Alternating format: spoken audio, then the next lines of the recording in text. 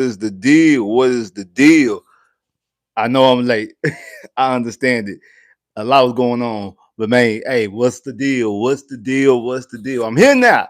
That's all that matters. All that matters is your boy is here right now, and we about to preview the Houston Texans versus the Denver Broncos. We gonna preview it. So man, hey, make sure you hit that like button. I'm gonna let some of y'all get up in here real quick, but make sure you hit that like button when y'all come up in here. Cause your boy here now.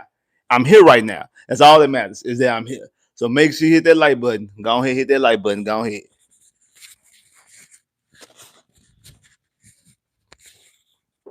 Already. Already. What's the deal? Let some of y'all get up in here real quick.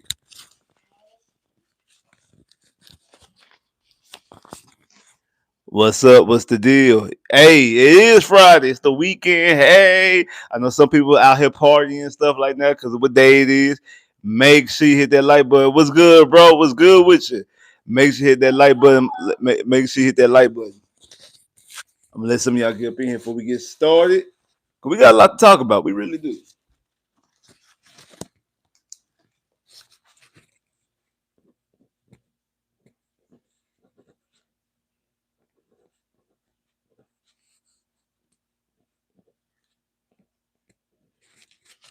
What's up? What's up?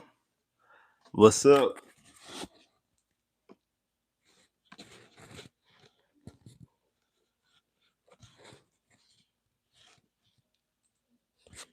Already. Must slow down Bo Nix. I feel you. What's up, YouTube? Your boy back once again, man, with another sports topic, and we're here to talk some football, Houston Texans football. Hey, the Houston Texans host the Denver Broncos this Sunday at NRG. And hey, this is a must-win for the Houston Texans. They was able to take care of business last week against the San Francisco 49ers, bringing themselves up to 3-4, one game back of being 500. And they're really firmly still in this playoff. As bleak as the season started, as starting off at 0-3 at the Texans, like the Texans starting off at 0-3 as as we went with was it 2-4 after we lost in the embarrassment against Seattle on Monday Night Football. Winning last week was extremely crucial. I said that the Texans needed going into the bye week. I said going into that Jacksonville game, the Texans had to be at the very least 4-4. They could not be worse than 4-4. They had to be at least 4-4. And if they're 4-4 going into that game, hosting Jacksonville, you got to beat Jacksonville because they've already beaten you as a divisional opponent. You got to beat them, and not to put the cart in front of the horse, but that game was a game you had to win. That could definitely get you in. If 5-4, that game will get that right there will get you in the playoff situation. As far as we are still in the hunt, maybe the division could be out of reach because the way Indy's playing. Hey, and it is getting a little bit scary out there when it comes to Indy. Not that I'm afraid of Indy as the team itself, but just of the position that Indy's put themselves in. Getting the AFC South might be a tall task. It might be something hard to ask for. However, the playoffs are firmly in the Texans' eyesight. They're right there. The Texans are able to be a playoff team this season, 2025, even though we started off the season 0-3. And normally that is basically unheard of when the team starts off 0-3. The chances of you making the playoffs it's not even slim to none. It's really non-existent unless you're the 2018 Texans. So maybe the 2025 Texans can also give you an encore of starting off 0-3 and going back and getting to the playoffs. However, you can't do any of that unless you handle business this Sunday versus the Denver Broncos, because you have to win this game because you need that. You need to be 4-4 going into the Jacksonville Jaguar game, and also you got to have that game because the Denver is an AFC opponent. You need conference wins. Because luckily for the Texans, that 3 of the 4 losses that they have already sustained early on the season have been against NFC opponents. The Rams, Tampa Bay, and Seattle. So that's the good news about your losses. That your losses, yeah, they hurt because it's a loss, but when it comes to tiebreakers, they're not going to affect you in the tiebreaker because they're not AFC opponents. So as long as you're beating your AFC opponents, one, you get tiebreakers amongst them AFC opponents. Like you have a tiebreaker against the Baltimore Ravens. If something ever happens, you have a tiebreaker against the Baltimore Ravens because you beat the Baltimore Ravens. No matter what happens with them getting Lamar Jackson back yesterday, you still have the tiebreaker against them. So if y'all have the same record, It don't matter that they didn't have Lamar Jackson when you played them. Okay, so well. I mean, you did what you had to do. You won the game, and now you will have the tiebreaker get them. So you put yourself in a good situation. Now you also this game Sunday against Denver could do the exact same thing as well. It gives you a tiebreaker against the Denver Broncos. We're seeing exactly Kansas City starting to get their foot up on the door. The Chargers, they still ain't going nowhere. They up and down, up and down, up and down, just like Denver. Denver only has 2 losses, but when it comes to this with this game and with this division the way their division wrapping up, Denver as of right now leads their division. But who's to say that now that we're seeing Kansas City look like Kansas City again, that they might not go back and take over that division, and now Denver's a wild card team? Well, if you handle your business, you will have better seating than them, or you could be, hey, that's the tiebreaker. Hey, Denver, you out the playoffs. Texas, you in the playoffs. So that's why this game matters a lot. It matters a lot as far as the record. You need to get back to 500 to be the first time the Texans be 500 this season, outside of starting off 0-0. So it'd be the first time Texans get to 500 this season. Outside, like I said, starting 0-0. Tiebreak as far as other conference opponents because it's an AFC win, and then just straight up tiebreaker with the Denver Broncos because Denver Broncos are not in a situation where they're just head and shoulders and going to go win that division. No, you got the Chargers to contend with, and also Kansas City, and they're going to beat each other up amongst them three. They're going to beat each other up, so it's not going to be the same. Oh, who win? Like Kansas City wins this division and is the number one seed in the AFC. It's not going to be the same type of party. So this game does mean a lot and actually does matter more so than what people want to let it be on. Like this game is actually going to mean something. It's a very important game onto the season. So it's a game that you absolutely have to win. Now, like I said, now let's get into the numbers. So on the season, CJ Stroud, it has 155 completions off of 223 attempts, with his 67 completion percentage. He's thrown for 1,623 yards. He has 11 touchdowns and 5 interceptions on the season. Chubb has ran the ball 80 times for 321 yards, averaging 4 yards to carry with 2 touchdowns on the season. Willie Marks has given you 57 carries, giving you 214 yards, averaging 3.8 yards to carry, 1 rushing touchdown. But in the passing game, he's caught the football 13 times for 165 yards and 2 touchdowns in the air. Nico Collins, it seems like Nico Collins has cleared the concussion protocol, and more than likely, Nico Collins will be available for the Houston Texans this Sunday against Denver on the season. So, we missed last week. Obviously his numbers have not changed since he played last week, but has 26 catches for 339 yards and 3 touchdowns. Dalton Schultz has caught the football 32 times for 309 yards with no touchdowns. Xavier Hutchinson, he moved up as being the second leading receiver on the team. He has 18 catches for 192 yards and 3 touchdowns. Jalen Noel has jumped up. He has 14 catches for 162 yards and 1 touchdown. And Jaden Higgins has 13 receptions for 155 yards and 2 touchdowns on the season. Now, when you go over there, you look at the Denver Broncos and you look and see what they're doing. Bo Nix has 179 completions off of 285 attempts with 62.8 completion percentage. Now he's throwing for 1,803 yards. He has 15 touchdowns and 5 interceptions. Now, mind you, Denver's played the extra game because Denver hasn't had their bye week yet. So some of them passing numbers as far as how many yards he has compared to CJ based off of him playing the extra game. Now, J.K. Dobbins, on the other hand, he's carried the football 120 times for 634 yards, averaging 5.3 yards a carry, and has 4 touchdowns on the season. Their leading receiver is Courtland Sutton. He has 37 receptions for 537 yards and 3 touchdowns. Troy Franklin has caught the football 33 times for 358 yards and 4 touchdowns. Marvin Mims has caught the football 22 times for 234 yards and 1 touchdown. So their receiving and passing numbers are not really nothing too crazy. And when you look at their team success, it kind of backs that up. So offensively, yes, I know like both, and actually he got 15 touchdowns. 4 of them touchdowns came last week against Dallas, and we know how bad Dallas defense is. Like I said, I think Dallas is going to be this year. Cincinnati Bengals have a high power offense, but their offense ain't cooking.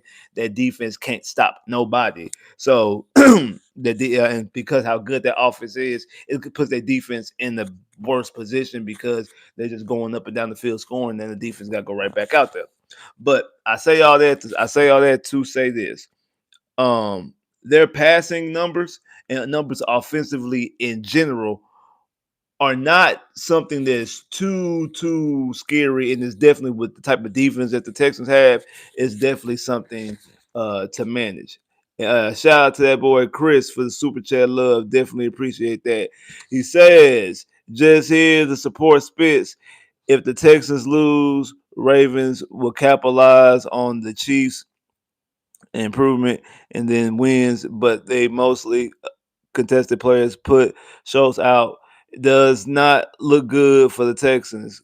I'm not gonna say that, Andrew. I'm not gonna say that. Shout out Chris for the super chat love. Definitely appreciate that. Yes, if the Texans lose, I mean it does obviously help the Baltimore Ravens, but the Ravens will only have how many wins? The Ravens have 2 wins or 3 wins? Because I know they won last night. How many wins the Ravens have? Is that the no? That's their third win because they won Sunday. So yeah, so the Ravens had 3 wins. So that puts if the Ravens if the Texans lose, they just have the Texans and the Ravens tied with the same record, and the Ravens have to have a better record than the Texans. But I mean, but obviously, and again, the Ravens don't play because the Ravens already played what you call it, and the Ravens already lost to the Chiefs. I just thought about the Ravens lost to the Chiefs the week before they lost to us. They've already lost to Buffalo. Like the Ravens have no tiebreak. The Ravens' best chance, really, to be honest, to get uh, um the Ravens best chance honestly to get into the playoffs for them is to win the NFC North because they don't have the tiebreaker against Buffalo, they don't have the tiebreaker against Kansas City, and they don't have the tiebreaker against us. And there's a good chance that Buffalo, Kansas City, and us are the 3 wild card teams because like Buffalo's already lost to New England, Kansas City's already lost to the Chargers. There's a good chance that the Patriots win their division and the Chargers or the Broncos win their division. And it looks like Indy might win the South. So you're talking about those 3 wild card teams, and they don't have either tiebreaker. So there's a great chance that they like there's a real great chance that the Ravens can't get into the playoffs unless they win their division because Lamar Jackson missed a lot of time, more time than I think they were expecting him to miss, and also the tiebreakers that they've already lost in the situations that these teams in now. If the Bills and the Chiefs and the Texans we get back into our division and overtake our division, then that obviously opens up a door for the Ravens. If I'm the Ravens, I would want the Chiefs, the Bills, and the Texans to win their division. That way, the teams you got to worry about is the other teams that you probably have a better chance. To get into the playoffs, but still, the best chance for them to get into the playoffs, in my opinion, is for them to win their division. Honestly, and shout out to boy Chris once again for the super chat love. Definitely appreciate that. Chiefs will separate from the Texans if they lose. Right. I mean, yeah. I mean, obviously, I mean, the Chiefs already got 5 wins. If I'm not mistaken, I think the Chiefs are 5-3. If I'm not mistaken, I think the Chiefs are already 5-3. So yeah, I mean, the Chiefs. But the thing is, the Texans will see the Chiefs in a month. So, well, no, yeah, a month because it's the first weekend. It's the first weekend in December. So the Texans will see the Chiefs in a month or so. So, they'll be able to do what they gotta do right there. And shout out Chris once again for super chat love. Definitely appreciate that. Indy might win the division, bro. What you want? I never said Indy's not winning the division. There's still a chance for the Texans to get back in the division. The Texans are going to need some help.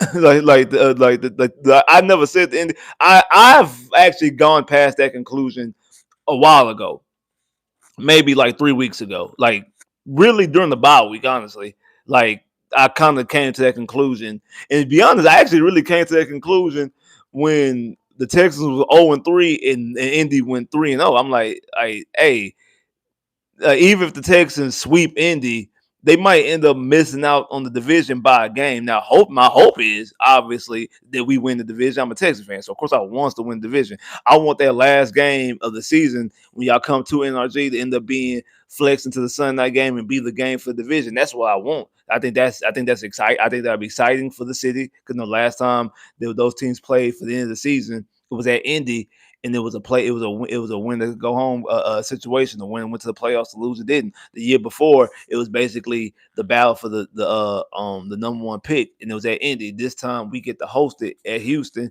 and it can be, and I want it to be a situation that is for the division. But I've also am a realist and also realize the Indies with like 7-1, 8-1, wherever they are right now. Have only lost one game. And I said this last week that by the time the Indy comes to when Houston goes to Indy was in November 30th, that Indy could be 10-2 because I know they played Kansas City the week before us. The only other tough matchup is this week when y'all got Pittsburgh. Other than that, you have a bye week, and I think you have the Raiders, if I'm not mistaken, and then y'all play Kansas City, then y'all play us. I think y'all lose to Kansas City, so I say this is a great chance that Indy could be 10-2 going into that game. If Indy's 10-2 going to that game, even if the Texans win, it's going to be hard pressed for the Texans to get back in this divisional race because we need Indy to drop some games. Now, if y'all lose this week to Pittsburgh and y'all lose to Kansas City, and the Texans are winning these games, then hey, y'all palms start getting a little bit sweaty. Y'all palms start getting a little bit sweaty. Y'all got sweating a little bit. I don't know. I don't know. So there is a chance. It might be bleak. It might be slim to none, and I agree with that. I do think that Indy's the favorite. Indy should be the favorite to win the division, but it ain't over yet. It's not over yet. We haven't even got to the month of November. November starts tomorrow. Shout out to everybody in November. Y'all already know what it is.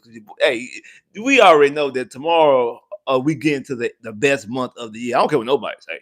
I don't care what nobody say. I don't care. You fight whoever you want to fight with. I don't care. But tomorrow starts is the first day of the best month of the whole entire year. I don't care what you guys say. It's the truth. I don't care. All the facts back that up. You know what I'm saying? Or at least all the facts that I pay attention to back that up. So, so we ain't got to November yet. We ain't got to November yet. But I do think obviously the Indy is the leader of the clubhouse and should be. And it's gonna be hard pressed. Also, man, more people than jumped up in here, but the likes ain't going up, man. Make sure you hitting that like button when y'all jumping up in here. When y'all jumping up here, y'all gotta make sure you hit that like button. But shout out Chris for Super Chat Love, definitely appreciate that. But hey, make sure you hit that like button now. Come on, hit that like button now. Come on now, yeah. I know y'all ain't drunk off the yak already. It's Friday. I know you ain't drunk off the yak already. I know y'all ain't already ate too much candy. Y'all on the sugar rush because what today is. Y'all went out trick or treating and got a whole bunch of candy. Hey, y'all can still hit that like button. Just go ahead and hit that like button now.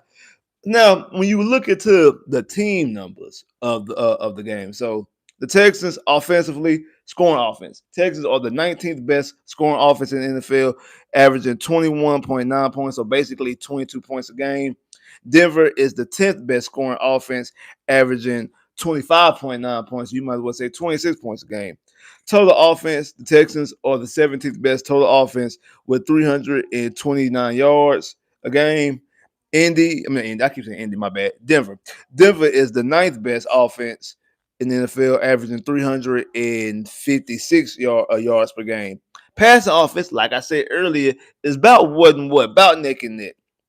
Passing offense, the Texans are 16th, averaging 215 yards a game. Denver is 14th, averaging 219 yards a game. It's a 4 yard difference. 4 yard difference. Texans averaging 215 in the air. Denver off is out here getting 219. So it's right there neck and neck. It's a difference of 4 yards. That's not even a play, honestly. It's like half a play. Rushing offense is the difference. The Texans rushing offense is 17th, averaging 113 yards a game. Denver's rushing offense is the third best rushing offense in the NFL, averaging 137 yards a game. So that, like I said, the points is a little bit different, and the total offense is a little bit different, mostly because of the rushing. The rushing was separated because the passing offense is about what and what. Now, when you look at the defense, This is where things, in my opinion, really get sticky because you're basically talking about two of the same defenses. So Texans, we already know the Texans are the number one defense in the NFL as far as the scoring defense, averaging only 14.7 points a game. Denver is the fifth best scoring defense, averaging 18.9. Total defense. The Texans are the number one total defense in the NFL, only allowing 267 yards. Denver, the fifth total defense, only averaging 281 yards. Pass defense. Texans are the fourth best pass defense in the NFL, only allowing 178 yards. Denver is the seventh best pass defense, only averaging 186 yards. Run defense. The Texans are the fifth best run defense in the NFL, only averaging 88 yards a game.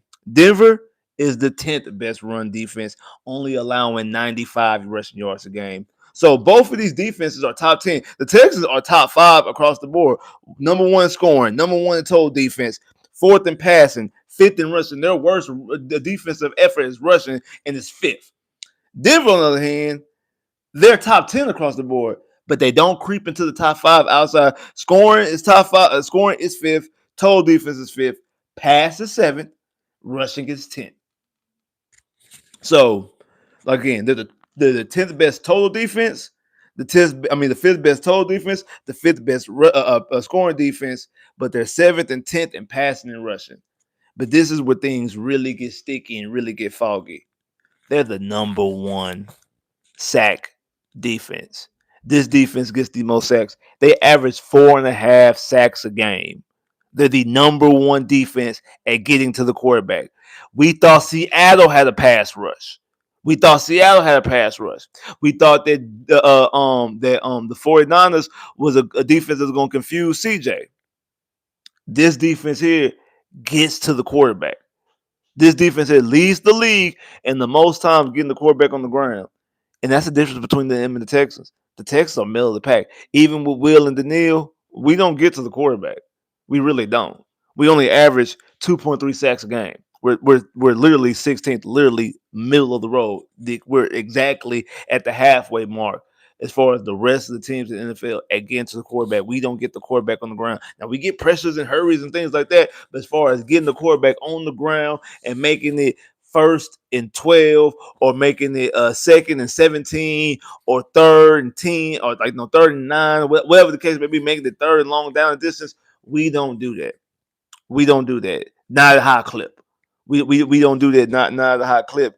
And that's the difference between these two defenses. And again, we know Patrick Surtain is supposed to be out. I think he's going to be out for a couple of weeks because he has a if I'm not mistaken, I think it's a pick, if I'm not mistaken. So obviously their passing defense is not going to be the same type of pass defense because they don't have their defensive player of the year. And we seen this situation play out last year. Even though Pastor Taylor was on their defense, but the other cornerback was gone, and that was a game where Cleveland and Jameis Winston, Monday Night Football, threw for over 500 yards in that game. Now, granted, it is Jameis Winston. We know Jameis throws the football all over yard, and then Jameis also threw like a couple interceptions in that game.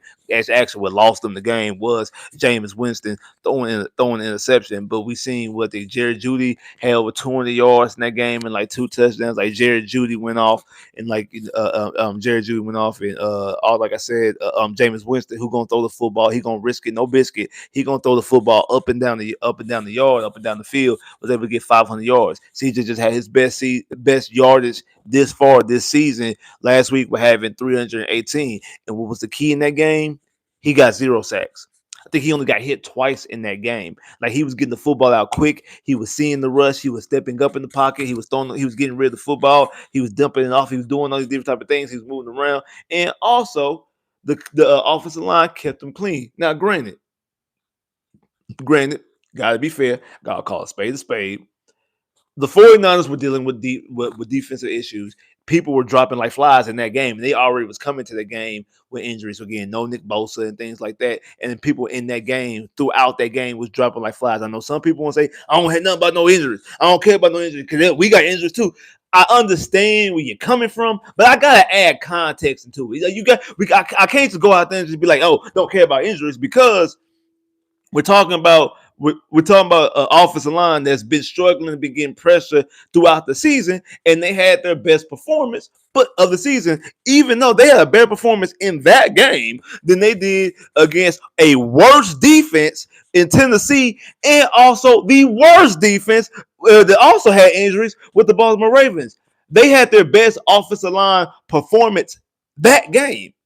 That was the game they had their best offensive line performance. And you have to take in context, and you got to be out there. You got to be a realist and be like, okay, the San Francisco 49ers were dealing with injuries. Again, they were dealing with injuries coming into the game, and then they had people that get hurt during the game. So because of that, because of that, you do have to put some of those things in the context. I'm not saying that's the only reason why CJ was upright, but you got to understand that was part of it. And this is a different pass rush. This pass rush gets home similar to Seattle, but they do it at a higher clip than Seattle because they lead the league in sacks, especially sacks per game, by getting four. I say 4.5. It was 4. Yes, 4.5 sacks. 4.5 sacks is a lot of sacks. That's a sack a quarter. So that's what, because you probably average out. You probably would get about roughly around two drives a quarter. So you're telling me that they get a sack every other drive? They get a sack every other drive in a game. Every other drive they get a sack. Now again, some quarters you might get some extra drives because of 3 and outs and things like that, turnovers, things like that. But as far as having a long sustaining drive, you roughly have about two teams average around about 2 drives a quarter. So, and getting about 2 drives a quarter, you're telling me that this defense gets to the quarterback every other drive. Those are drive killers. Those are backbreakers. Those get you out of field goal ranges and things like that. Hence, they are the fifth best defense to score on. So it makes sense. It makes sense. Now they give up a lot of passing yards and they give up a lot of rushing yards. So it ain't not a lot because they're still top 10. They just 7th and 10th in pass and rush defense. So so they are letting people move the football against them, but they are letting people move the football against them. However, even though they're letting people move the football against them, they're able to keep them out of the end zone for the most part of it. And again, we're talking about the offensive line that before last week was struggling. I mean, we seen what happened Sunday. I mean, not Sunday, but 2 Mondays ago against Seattle. We see what happened. And also, a lot of this also goes on CJ as well. Like, I mean, CJ has to call out the right protection. He admitted that a couple of those sacks in week 1 against the against the Rams was on him because he called out the wrong protection. Like some of these things CJ doesn't notice. And then also in that Seattle game, some of that was on CJ when CJ running all the way out the back pocket and almost getting a safety and stuff like that. Probably should have been a safety. That was on CJ trying to bail out the back door and just running around and just turning what would be a 4-yard sack or something to get rid of the football, he's turning into a 15-yard sack because he's cost us 10 yards. That's why last week I think he did a lot. Him stepping up in the pocket, seeing him stepping up in the pocket, him trusting what he's seeing, able to step up in the pocket and go through his progressions. I don't know if he's gonna be able to go through his progressions this week as well. He was able to do it against the 49ers. And that's why I do think once again, Noel and Marks to me are keys. Just like they were against Seattle, I feel like they're keys. And we seen that Noel started to get some mojo last week. We see that Noel was starting to get utilized. I think when he was targeted 6 times, had 5 catches, him and Higgins. I'm not him and Higgins, but him and Hutch. So we need to see a little bit more of them. Now they're going to have 12 out there. Hopefully they're supposed to have 12 out there. So if they got Nico out there, got Big Nico out there, he's going to obviously gain some attention, and that should also relieve some of the pressure and be able to dump off the football, the 14, 27, and utilize them. And using them, especially when that rush coming, that opens up things in the screen game, open up things, and able to get the football out quick, and able to get some run after the catch, and able to get some yards. So I do think it will be some opportunities. I don't expect a high-flying game. I think it's going to be a low-scoring game because both defenses do hit, and both offenses have shown you they might have flashes in some explosion games. Like I said, last week, Denver had Bo Nix had a 4 touchdown game against Dallas. We seen CJ last week have a couple of touchdowns. No, we seen him a couple of weeks ago have 4 touchdowns against the Ravens. But from what we've seen throughout the majority of the season, that's not what we've seen from either quarterback and either offense. I do think I do think that defensively is going to be a defensive battle in this game. Let me see here. Shout out to that boy Chris for the super chat love. Definitely appreciate that. Don't don't the Texans always lose on your birthday? No. No, they don't. That is a false narrative. No, the Texans don't always lose on my birthday. Now, again, they dropped the ball against the Bears. I'm not the Bears. Against Detroit last year. I don't know what that was. I can't explain that to you. I don't know what that was. I mean, you had what 5 interceptions against Jared Goff. I don't know what that was. I think it was because it was because they had on them Battle Red jerseys. I think that's what it was. I think that's what it was. I think all that Battle Red was confusing CJ. He didn't know what was going on. I think that's what it was. I think that's what we're gonna blame it on. We're not gonna blame it on the greatest month in the greatest day of the greatest month. We're not gonna do that. We're not gonna blame it on that. But shout out Chris for Super Chat love. Definitely appreciate that. And shout out to that boy, Big B44. Big B44. Shout out to the boy Big B44 for Super Chat love. Tipping on 44s, riding 44s.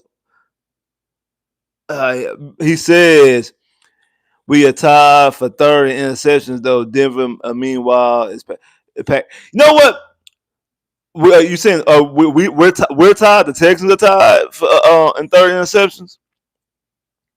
I didn't know that. I didn't look up the turnovers. I mean, I'm not surprised because Texas have been getting a couple of interceptions lately. What was it? Because we didn't get any interceptions the first 2 weeks, and then after that, I feel like so we tied with 8. That's crazy. That 8 interceptions is third. That's crazy. That 8 interceptions is third. I ain't gonna lie. I would have thought like 8 interceptions would have been a little bit less. I would have thought, especially around this time, I thought that teams would have more than 8 interceptions. Especially, we ain't talking about a player. We talking about the defense itself having 8 interceptions. I would think teams themselves would just get more interceptions. I would have thought that teams themselves would have got more interceptions. But like I was about to say though, like since that, like we didn't get any interceptions the first two the first 2 games, and then after that we got an interception in every game since then. Because I know we got interception against Trevor Lawrence, we got interception against Cam Ward, we got interception against Cooper Rush.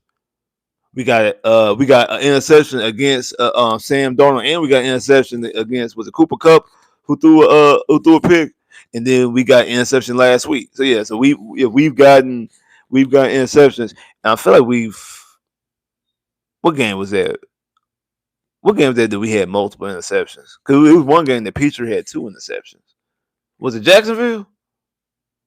Was it Jacksonville? Petrie had 2 interceptions. No, or was it Tennessee? What game was that when Petrie had 2 interceptions? I remember Petrie getting 2 interceptions. I can't remember if it was Jacksonville, if it was Jacksonville, if it was Tennessee. I think it was Jacksonville. Yeah, because Tennessee, that was Stingley. Stingley got interception against Tennessee. He got interception against Sam Darnold. And I know Petrie got interception against Trevor Lawrence. And I know Petrie got interception against Trevor Lawrence. But I mean, yeah, and I mean, but both CJ and Bo Nix, because like CJ and Bo Nix offensive numbers are extremely similar. And the thing is, Bo Nix played the extra game. Bo Nix because they're 6-2. The Texans are 3-4. Like they've played the extra game because they haven't had their bye week yet. And when you look at their numbers, you look at and like CJ, to be honest, is actually throwing better. CJ's throwing 67%. Bo Nix is throwing 62%. Like I said, now Bo Nix only has less than 200. He has less than 200 yards to him. Like Bo Nix has 1803. CJ has 1623. So that's 180 yards. It's a 180-yard difference. Now, Bo Nix has 15 touchdowns. CJ only has 11 touchdowns. They both have 5 interceptions. Like I said last week, Bo Nix, not only was it an extra game, Bo Nix had 4 touchdowns last week. So without that extra game, like say if they would have had a bye week last week, you're talking about Bo Nix coming in with 11 touchdowns, 5 interceptions.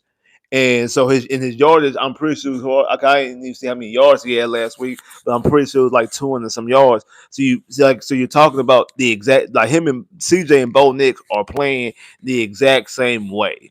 The only difference is that Bo Nix is 6-2 and the Texans are 3-4.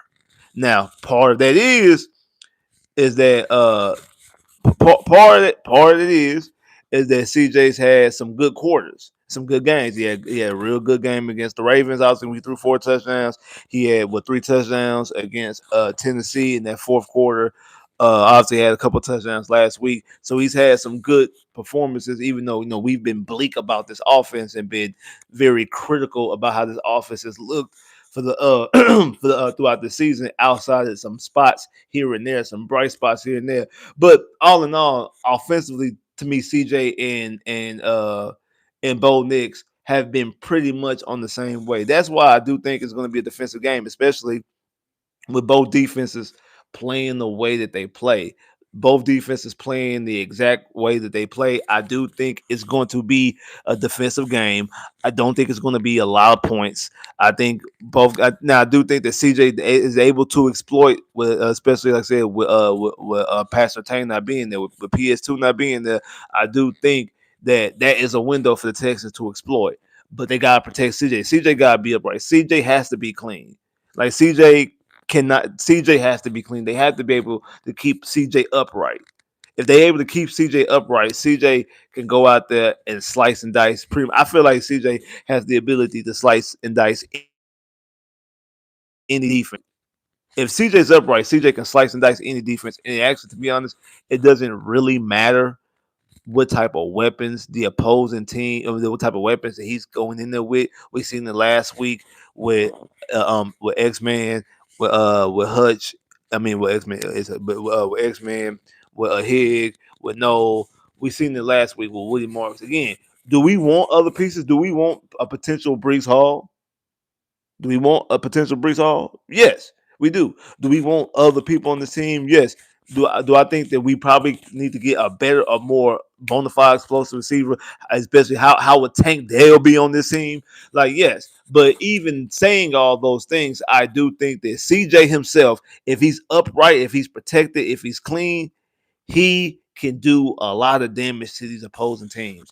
And without Surtain, there should be opportunities. Speaking of opportunities, it's an opportunity for y'all to get these likes up. I see more people than jumped up in here, but the likes ain't going up. So I'm gonna give y'all an opportunity. I'm gonna give y'all an opportunity, man, to hit that like button. Get them likes up, man. Get them likes up. Which up, man, y'all should be hyped and ready because we've been up here whining and crying and bitching and complaining for the last month and a half, 2 months about how this team has looked. And now this team is on the cusp of being back to being 500. And once they're 500, at least because it's still early enough in the season. It's not we're talking about getting five. We're not talking about getting 500 with a week to go in the season.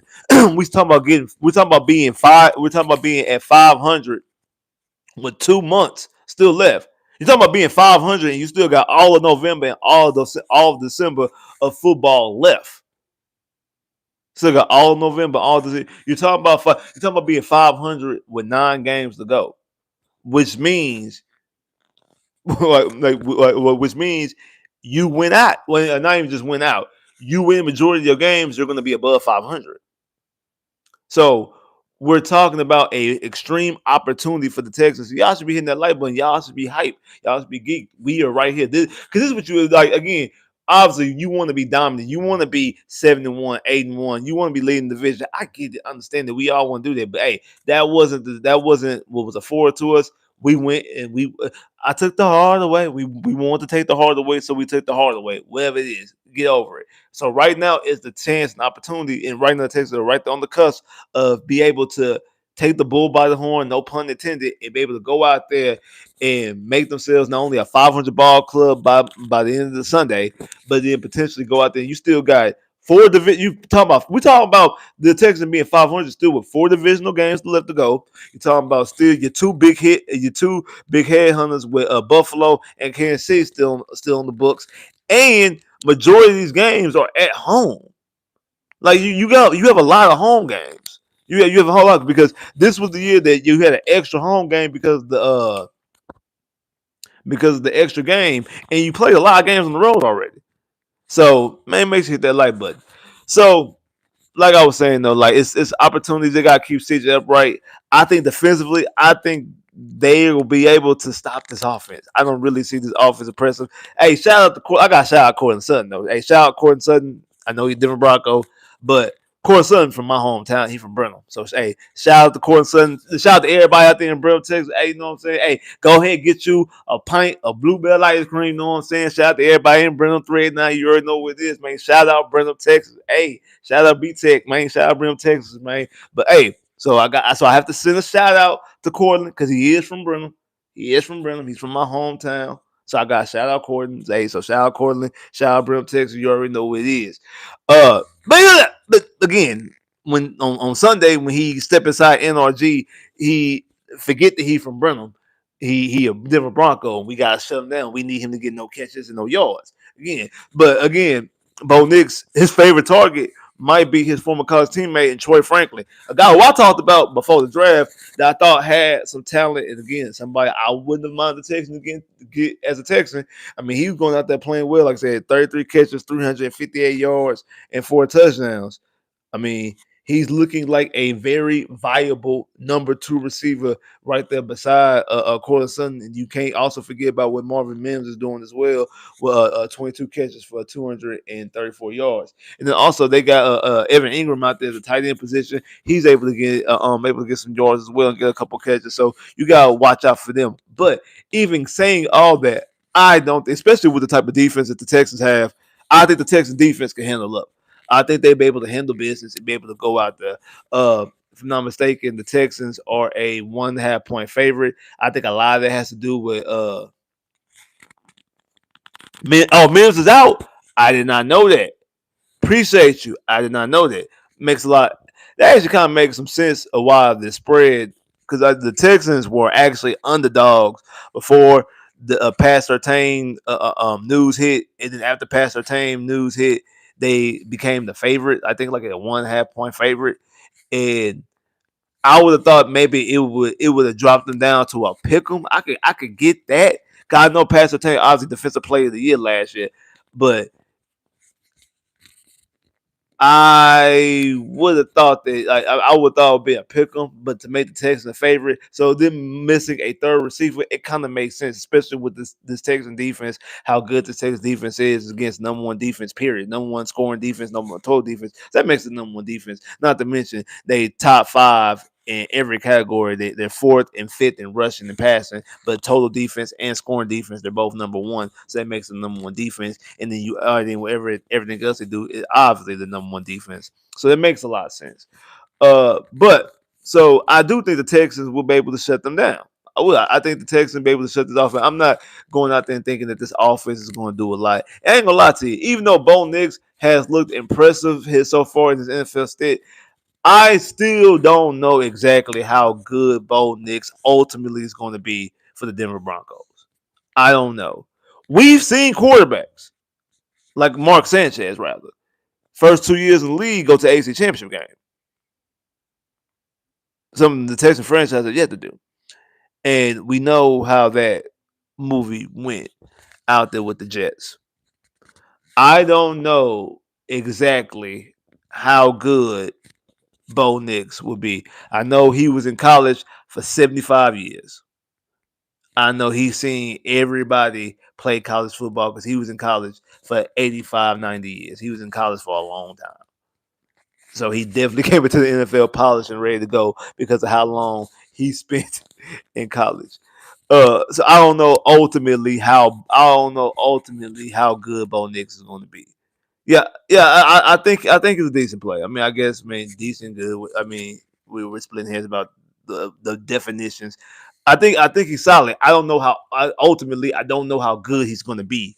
Ultimately, I don't know if he's going to be the guy that's going to lead them to multiple division titles, multiple playoff appearances, multiple Super Bowls and championships. I don't know. Or is he going to be somebody that is a good quarterback? He good, like he good. They win some games here and there, but like Alex Smith, like he's not changing anything.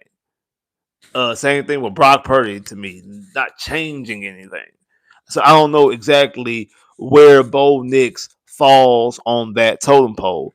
And I agree. I do think that the defense is able to handle them. I think the defense not only is able, I think they will. I think they definitely will be handling them. Like they're definitely going to be able to handle. I don't see that as an issue in the question. But like I said, I think it's going to be a very low scoring game.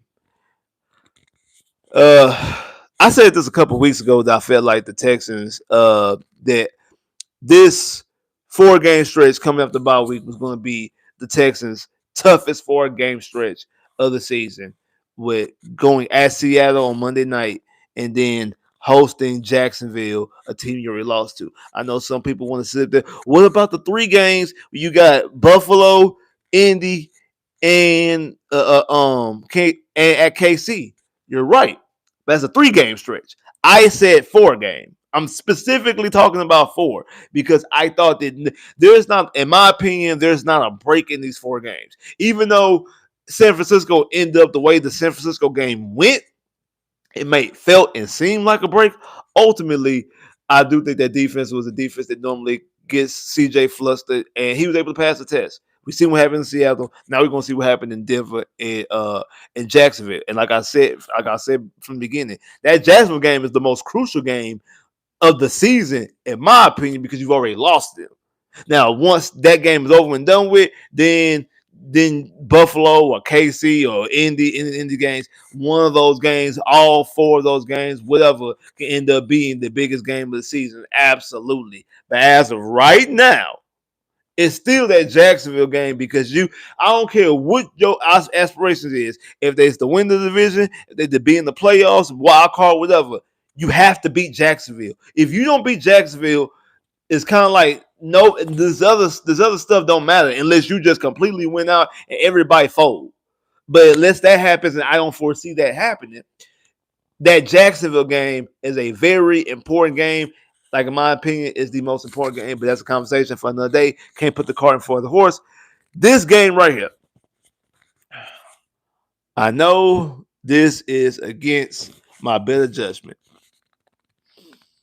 I have the Texans winning 17-14. 17-14 Houston. I think it's going to be a low scoring game. I don't think neither team crosses mid range a lot. I don't think they cross midfield a lot. I think both defenses uh both defenses are going to be able to do their job. One thing that people are not talking about, I think last week, and I talked about this in my live after the game last week. What was really impressive about that game? Again, I understand Matt Jones is playing, but Matt Jones is actually the reason why San Francisco is the record they are, because Brock Purdy had been playing. The defense shut down their offense, just man on man. I stopped you.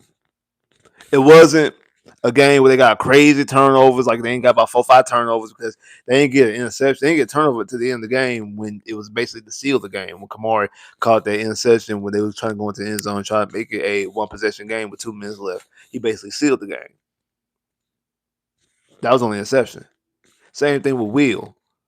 It wasn't like a game that we got. Like I said, we are actually with middle of the road in sacks. We don't get a lot of sacks. I think we got a sack on the last drive because the technically last drive because they ended up getting the ball back with like basically no time left in the game. And I think that's when Will got that sack at the end. We wasn't out there just getting out there crazy sacks when we had to sacking Matt Jones, and we putting him in 2nd and 15 and 3rd and 25 and nothing crazy like that. It wasn't even that.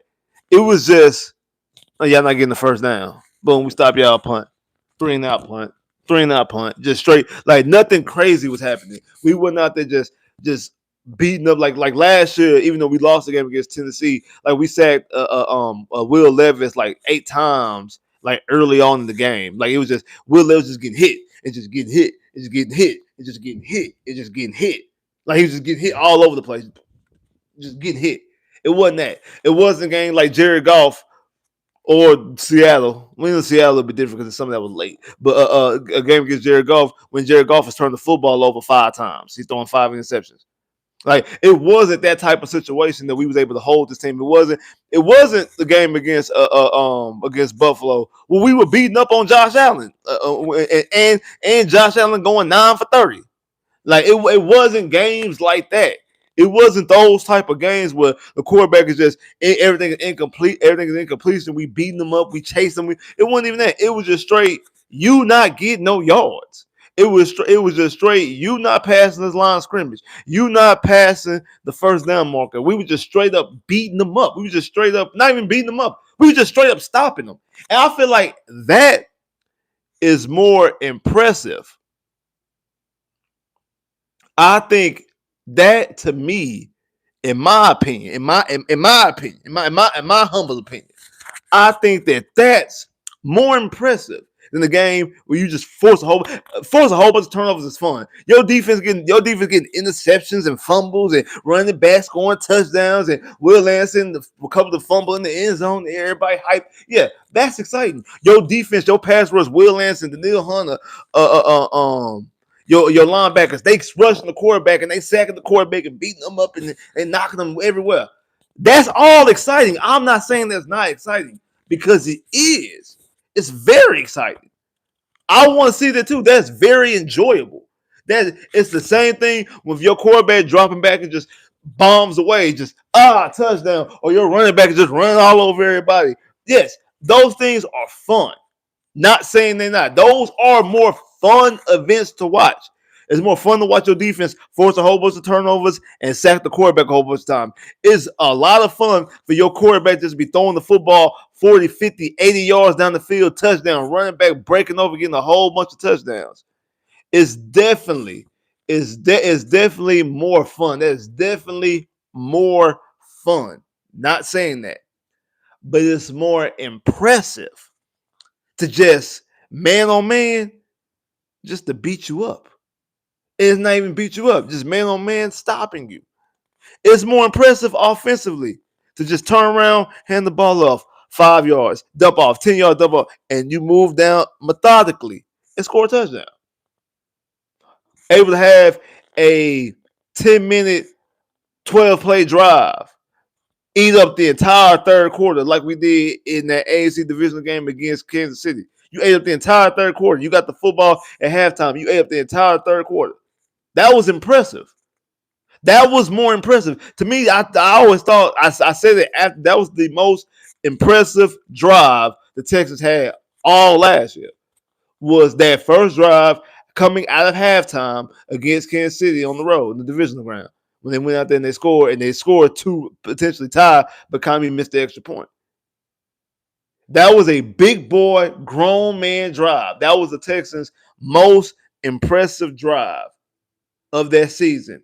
Maybe the most impressive drive of the year. I mean, the most impressive drive of the CJ Stroud, Bobby Slowick era. It probably is. I have to go back and look at some other things. Tampa.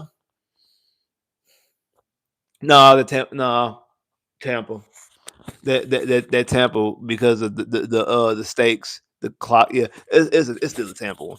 But anyway, that was still like that's more impressive than just dropping back and just throwing a whole bunch of bombs. That's exciting. That's fun.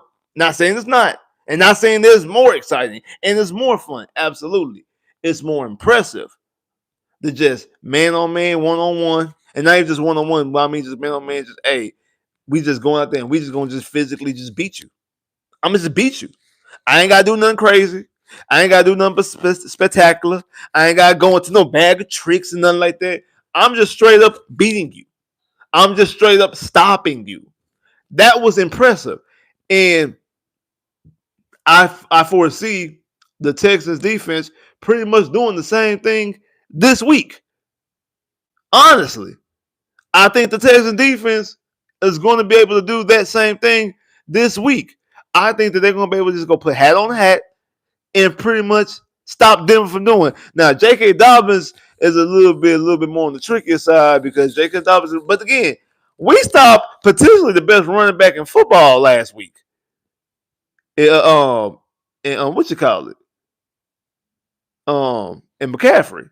Potentially the best running back in football. We pretty much stopped the best running back in football, both passing and receiving. He wasn't able to do nothing in the receiving game or on the ground. He wasn't able to do neither one. We was pretty much able to stop and shut him down. We held him to what, like 20-some yards on the ground? Like we made McCaffrey, who's the biggest playmaker, who's the best player on the team, we made him an absolute non-factor. And because you made him an absolute non-factor, it shut the rest of the game plan down. And it shut everything else that they were trying to do, everything that they were trying to accomplish, got completely shut down. They wasn't able to do anything with it. They wasn't able to do anything with it. They was able to got shut down. They weren't able to do anything with it. And hey, because of that, you seen the type of effort, you seen what type of team this defense looked. Because I think last week, and too bad that Seattle game, one JSN was able to get a whole bunch of yards in the first couple of drives. They were able to move the drive, boom, boom, boom, and obviously the Texans defense lost, and the Texans offense lost the game, and also because it was the second of the back-to-back games of the doubleheader that I don't think this defense is getting the credit that it should get. Well, I know that this defense is not getting this Texas defense is not getting enough credit from me.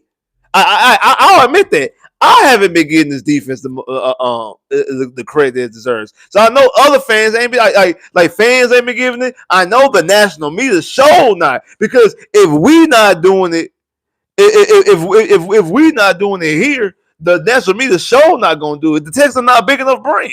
We not like, maybe if this was Pittsburgh or if this was Green Bay, if this was New England, not New England, but Pittsburgh, Green Bay, San Francisco, Dallas, it was a big national brand like that, New York team. I do think even the way the offense looked, the defense still would be getting the type of credit. And I just seen somebody in some of, of course, the record. That's another huge part of it. It's another huge part of it that the record is not doing it. And again, in the times where the Texans have got an opportunity so far, the two national televised games, you have the game against Tampa and then you have the game against Seattle. Tampa, the defense if the defense was able to shut down Baker Mayfield on 4th and 10, maybe a different story. And then also, like I said, Seattle game, one, it was so late, and then two, JSN, and that's probably the time where most people were able to watch the game, and most people was watching the game was in the beginning. The defense defense let JSN walk all over him, and they was able to go with like 75 yards and forgot another, I think it was another like 50+ yard drive, 80-yard drive, whatever it was, and get touchdowns. And it was 14-0, and people probably turned their game off like, oh, okay, Ted's about to get blown out. So they wasn't even able to see the fumble for a touchdown, the block field goal, the interception, the other fumble, the other interception. They didn't see those things. They didn't. They didn't see those things. They didn't see those things. They woke up and seen the score was like, the Texans barely lost. I thought they were going to get blown out. And then they see the highlights like, okay, well, the Texans defense was out there again. But again, that's a condensed version, just show some turnovers. It doesn't really show, it doesn't give the just due of how good this defense is. And then last week, when you have the type of performance that you have, it's not a nationally televised game. And then people also, to some people's point, people are going to say, San Francisco hurt. They injured. They injured. So they're not going to get the type of just due and the type of credit that they should, that they deserve. They're not. So, but it is what it is. Now, let's look at some other games on the season. Oh, my bad. I want to look at some of the games on the season. So we have Chicago at Cincinnati.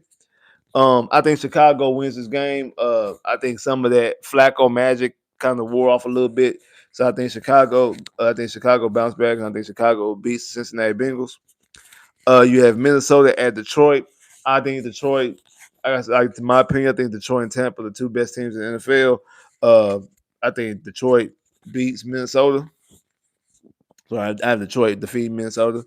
You have Carolina at Green Bay. I think Green Bay, they leading the NFC if I'm not mistaken. Uh, I have the Chargers at Tennessee. I ain't gonna lie. I know this sounds crazy. I've been going back and forth with the Chargers at Tennessee. One, because I picked Tennessee in my preview for the season. I previewed Tennessee to win. One, I think the Chargers are a better team than Tennessee, but I thought the Tennessee get a win because again, which guy has yet to win on the road, yet to win at home, and I got his first win correct against Arizona. I said this first win was going to be on the road at Arizona. Uh, Ken Ward rather. I said that Ken Ward's first win was going to be on the road to Arizona.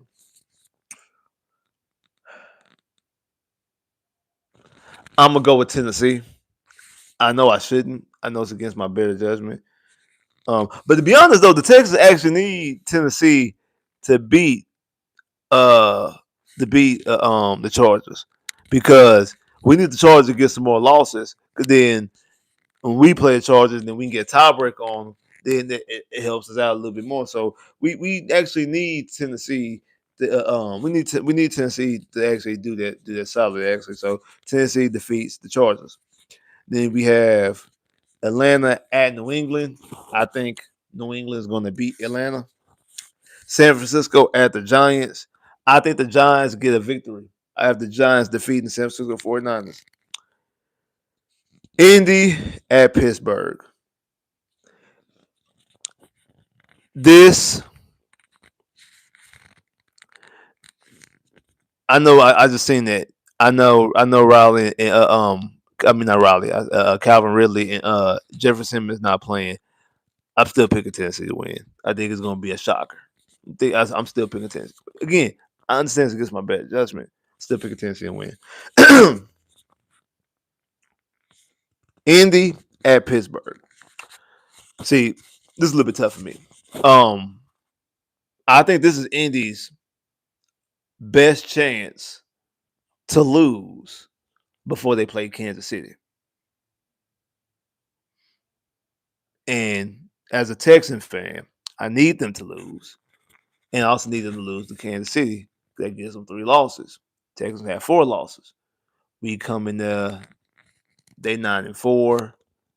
We come in there. I mean, no, I said 9-4, 9-3. They're 9-3. We're 8-4. We beat them. We both 9-4. We have the tiebreaker because we beat them head to head. At that point in time, that makes the Texans the leader of the division at that point in time. So obviously, you see where I'm going with this. Like you understand where I'm going with this, right? Right? Y'all get it, right? Like y'all understand exactly where I'm going with this, right? So the Texans, Houston Texans, we need Pittsburgh to go out there and beat Indy. And then we need them obviously to lose to KC. So they will go into that game being 3-9. I mean 9-3, I'm sorry. Being 9-3. And we gotta win out. We gotta handle our business most importantly. And we'll go into that game at 8-4 with the potentially of beating them. And then both of us being 9-4. And the Texans at that point in time with that juncture will have the tiebreaker into the final game of the season. Therefore, the Texans will be at their first time this whole entire year, the first time the Texans will be leading the division. Y'all get where I'm going with this, right? Y'all understand this. Hit the like button if you understand.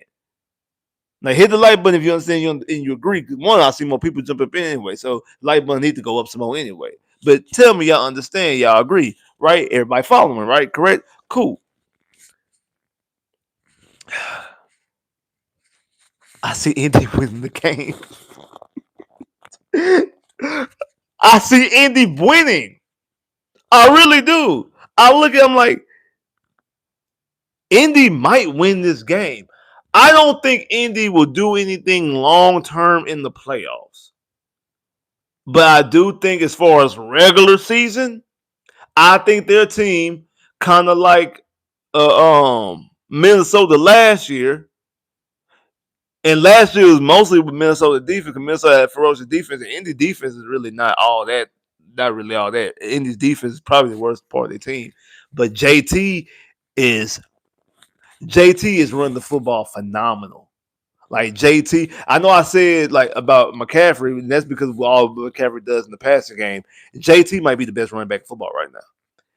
Like we kind of went back to last year we had a renaissance with the older running backs, the guys who left, not just older running backs, guys who left and went to other teams. I mean, Joe Mixon and Derrick Henry, Saquon, Josh Jacobs, like the older running backs that went to other teams was like a renaissance. They all was balling. Like they all rushed for 1,000 yards. If it wasn't for Joe Mixon getting hurt, Joe Mixon would have had career high in rushing yards. We seen what Saquon did, what Derrick Henry did, what Josh Jacobs did. It was and actually even Aaron Jones when going from Green Bay to Minnesota, what he was doing. So we seen a renaissance of running backs last year. Now I think we're back to like every year is gonna be a different running back, gonna be considered the best running back. Cause last year we were talking about Saquon. We're not even looking at Saquon right now. It's JT. It's JT. JT is the best running back in football right now. And it eases up everything that Daniel Jones wants to do. And I said this going into the season that Daniel Jones was going to when people was mad and upset that Daniel Jones got be the starter for AR, that Daniel Jones gave Indy the best chance to win. I said that in my AFC South preview. And I thought that the Colts would be in the mix for a wild card spot for a while, but end up towards the end of the season, they would fizzle out between them and Jacksonville. I was wrong on that standpoint because I think Jacksonville might fizzle out before them. But the fact of the matter is that they've won enough games. They already got 7 wins. They already got 7 wins yet. And like I was saying earlier, we still got 2 months left of football. And they already got 7 wins. So they don't have to win too many more games to even pretty much guarantee them a spot in the playoffs. I think Indy's going to be a playoff team unless they just lose out, which I don't foresee that. I don't foresee that. I don't think they're going to lose out. I do think they're going to lose a couple games. But to be honest, I don't think they're going to lose that many. I really don't. I think KC, and there's a great chance that we split with them. Versus, it's a better chance that we split with them than we sweep them. As a Texas fan, I'm looking for us to sweep them. But there's a great chance that we'll split. There's a better chance that we'll split. But again, that's a conversation for another day. Long term, I don't think Indy. When we get into the playoffs, I don't think Indy is going to beat a KC, a Buffalo. If Baltimore is able to get back into it and Lamar Jackson, I don't think they'll beat those teams. I don't think they'll make a deep playoff run. I don't think they'll make it to the AFC Championship game and stuff like that. I don't see that, but I do think they're a team that is going to make the playoffs and pretty much going to win the division. I think they're going to rack up they're going to get fat off of a whole bunch of regular season games and regular season wins and win some games. And I want Pittsburgh. We need Pittsburgh to win. I just think Indy wins. I think Indy wins. Jacksonville at Vegas. If I'm not mistaken, I think Brock Bowers is back. I'm going with Vegas to beat Jacksonville. Going with Vegas to beat Jacksonville. So I have Vegas defeating Jacksonville. New Orleans at the Rams. I think the Rams defeat New Orleans. KC at Buffalo. I know a lot of people want to pick KC because it's KC. You know, Josh Allen don't beat Patrick Mahomes. Josh Allen actually does beat Patrick Mahomes in the regular season, like a lot. Like I think he's only lost to Mahomes like once, maybe twice in the regular season, and they play every year since like 2019. They play every year, and Josh Allen wins every time, except maybe I think once. A couple years ago, when Buffalo was had to win out to make the playoffs, the first game they won was against KC. Last year, wasn't KC first loss to Buffalo? When like KC was like 10-0, and then they lost to Buffalo. So Josh Allen loses to KC in the playoffs all the time. every year except the year he lost. Except the year he lost to Joe Burrow. He either loses to Patrick Mahomes or he loses to Joe Burrow. That's how Josh Allen's seasons end in the playoffs. But he wins against Patrick Mahomes in the regular season. With that being said, I have Kansas City winning. I think Kansas City is on the roll, and they're looking like Kansas City of old, which is kind of nerve wracking, especially being in the AFC. And I do think they're going to end up taking over that division. But I got KC beating Buffalo. Seattle at Washington. Mariota, if I'm not mistaken, is playing again. It don't matter even if Wichita was playing. I think Seattle's just a good team. I have Seattle defeating Washington. That's on Sunday football, and then Monday night football. Arizona at Dallas. Dallas bounced back. I have Dallas defeating Arizona. So to recap, I have Chicago defeating Cincinnati. I have Detroit defeating Minnesota. I have Green Bay defeating Carolina. I have an upset, Tennessee upsetting the Chargers. I understand who they got. I understand that who Tennessee is. I'm still picking Tennessee. I have New England defeating Atlanta. I have the Giants defeating San Francisco, so that's another upset. I have the Giants upsetting San Francisco. Unfortunately, I have Indianapolis defeating Pittsburgh. I have the Vegas defeating Jacksonville. I have the Rams defeating New Orleans. I have KC beating Buffalo. I have Seattle beating Washington.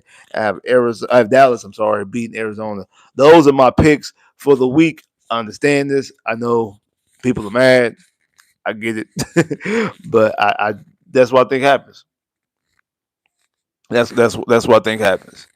That's exactly what I think happens. Um, I know a lot of people think say I'm probably tripping by having Tennessee defeat the Chargers, and I probably am. I also had Jacksonville defeating Kansas City on Monday night, and people told me on the live stream on Friday when I did my preview videos, they said I was tripping. Said I was tripping. They said it in my post game video after we played. Was it Tennessee? Might have been Tennessee. That was a Tennessee game. They said I was tripping in, and then the Discord. Shout out to everybody in the Discord. If you part of Discord, you already know what it is. Shout out to everybody in Discord. Monday of the game, while the game was about to come on, I was saying it then, and people said the same thing. I was tripping. I was tripping. That ain't no way that Jacksonville was gonna beat Kansas City.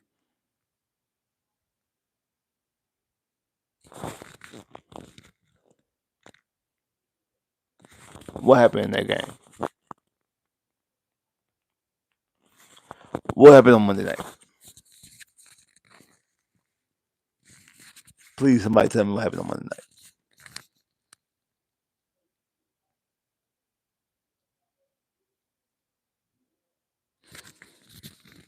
Exactly. Exactly. I don't care how it looked. I don't care how it looked. Jacksonville walked away with the win. I'm not saying that they're gonna beat them handily. I'm not saying they're gonna blow them out. But I think the Tennessee, I picked it going into the season. I said Tennessee's first home game, for a first home win is going to be against Jacksonville. Against the Chargers.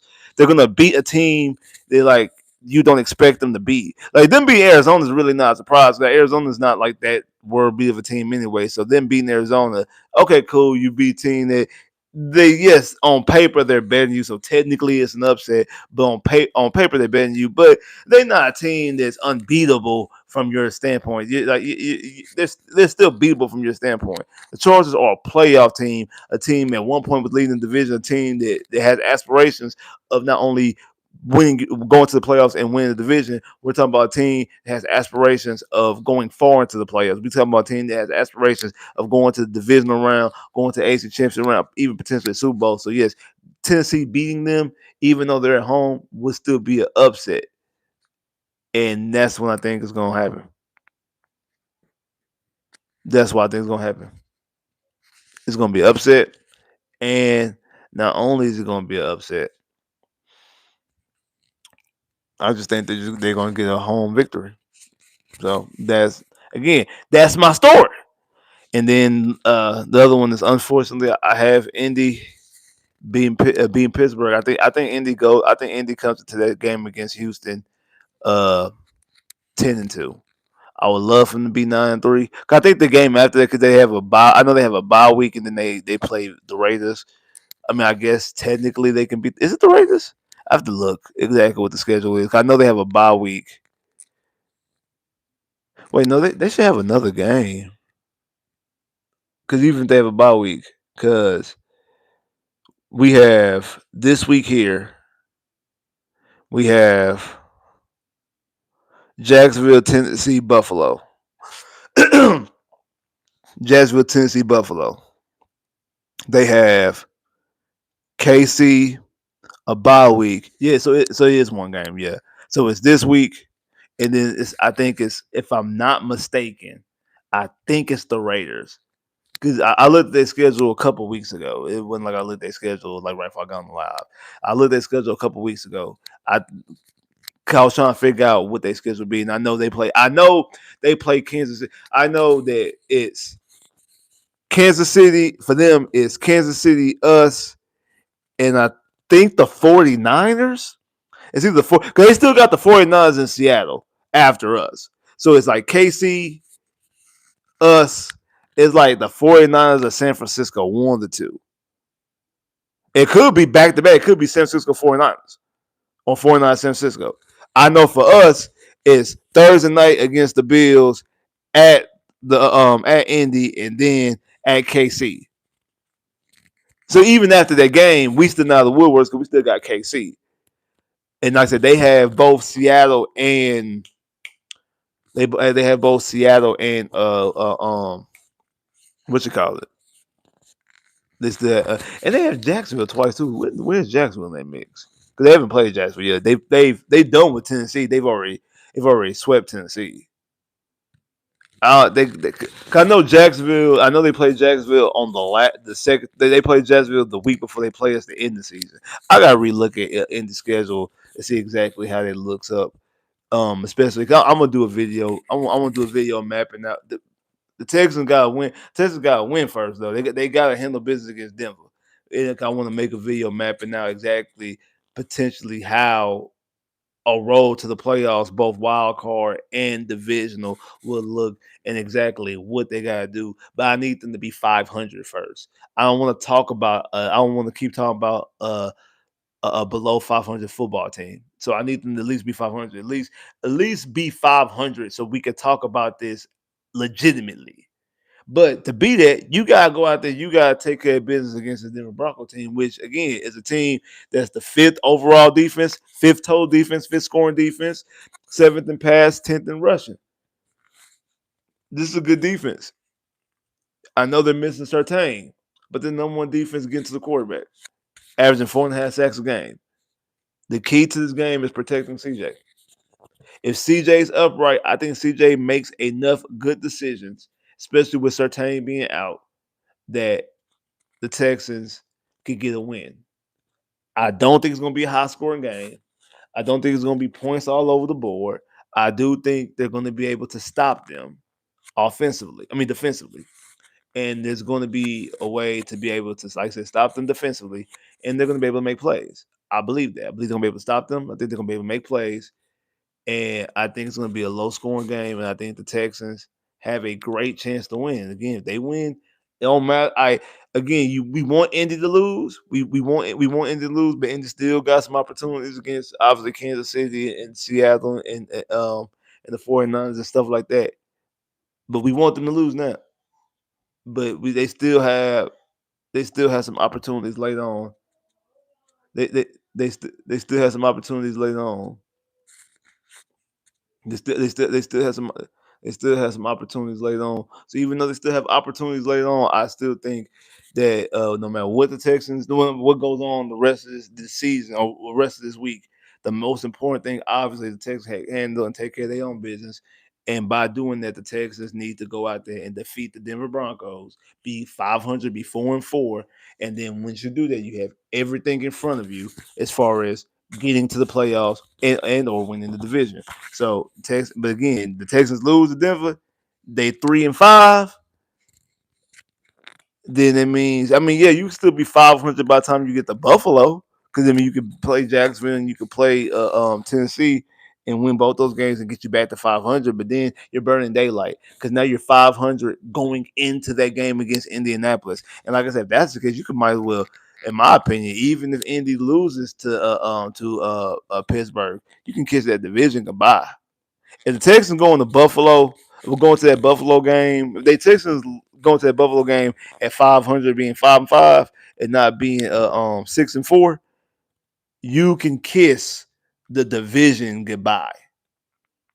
You can kiss that division goodbye, and your only hope is to be a wild card team, and then that's gonna get a little foggy because you now will have lost a tiebreaker potentially to somebody, either Jacksonville, because I mean you will completely lose the tiebreaker to Jacksonville because you got swept by them, or you would have lost the tiebreaker to who that is. You would lost the tiebreaker to Denver. And if you lose to Tennessee, even if you sweep Jacksonville but lose to Tennessee, that still puts you behind the A ball with Jacksonville, because even though y'all have the same, y'all beat each other, boom boom, the next tiebreaker between y'all will be divisional record. Is who has a better divisional record, and that means they will give you two division losses, while Jacksonville will only have one because Jacksonville's only lost to you because they haven't played Indy yet. So that still puts you behind the eight ball. So that's why you have to win those two games. Like you have to, like that's why you have to win these three games to go into that Buffalo game. You have to be in that Buffalo game up 6-4. You have to be in that game with that record, with a winning record, and then we could talk about that game at that point in time, man. Man, appreciate everybody that came through here. Hey, I have a poll. It is still up right now. The poll is still. Now you might do some researching because I posted a poll about the player of the game last week, and I also posted a picture, a graphic of CJ being the player of the game because he won player of the game based off that poll. But there is still a poll up about if the Texans should make a move before the trade deadline. Trade deadline is Tuesday, if I'm not mistaken. Go vote.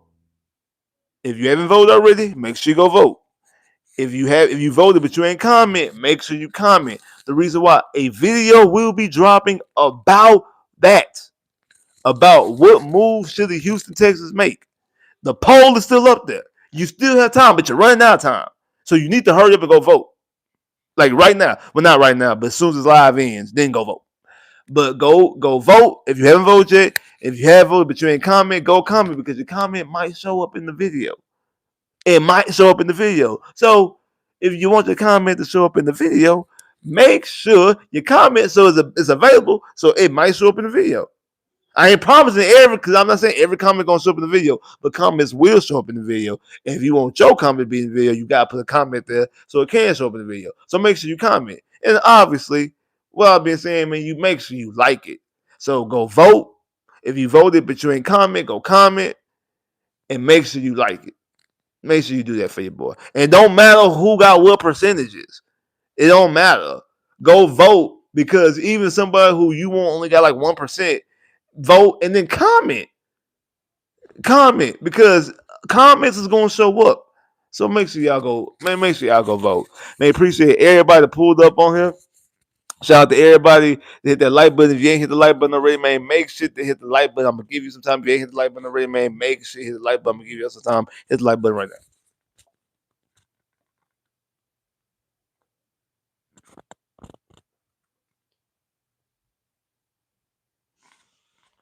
Already. Like I said, man, make sure you hit that like button. If you ain't hit the like button already, I'm gonna give y'all some more time. Make sure you hit that like button. I'm gonna give you some time to hit the like button right now.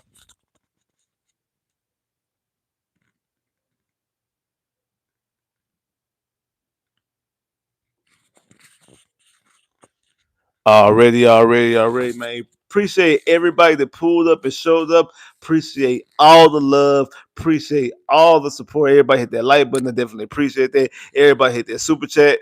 Definitely appreciate that. Y'all don't know how much that means every time you hit the super chat love. I definitely appreciate that. Y'all really don't know and understand how much that means to me every single time y'all hit that super chat love. Definitely appreciate it, man. Definitely appreciate y'all hitting up that super chat love. Y'all don't really realize how much that means to me every single time y'all hit that super chat love. I definitely appreciate it. So thank you for hitting that super chat love. Definitely appreciate that. Make sure, make sure y'all pull up.